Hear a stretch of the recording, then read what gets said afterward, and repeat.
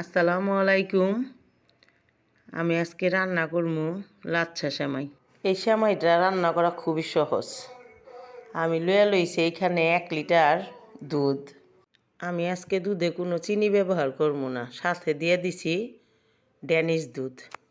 দুধটা ঠান্ডা হয়ে আইলে কুমকুমা গরম থাকবো, অনেক দিয়ে দিতেছি সেমাই। আমি সেমাইটা দিয়া বেশিক্ষণ দেরি করবো না, সাথে সাথেই পরিবেশন করব। কারণ অনেকেই দুধ লাচ্ছা সেমাইটা ভিজায় রাখে, তো ভিজায় রাখলে কি হয়, সেমাইটা তেনা তেনা হয়ে যায়। আবার এই সেমাইটা অনেকে রান্না করলে দুধ থাকে না, একবারে শুকনা থাকে। যেহেতু দুধ লাচ্ছা সেমাই, তো দুধ তো থাকতেই হইব। আর আমি আজকে যেভাবে রান্না করলাম, আপনারা এইভাবে একবার ট্রাই করে দেখেন, এটা খাইতে আরও বেশি স্বাদ। আর এই সেমাইয়ের প্যাকেটের ভিতরেই বাদাম কিশমিশ দেওয়া থাকে।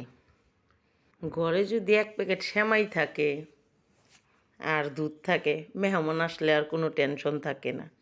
দুধ জাল দিয়া সেমাই ভিজিয়ে দিবেন, মেহমানও খুশি, আপনিও খুশি।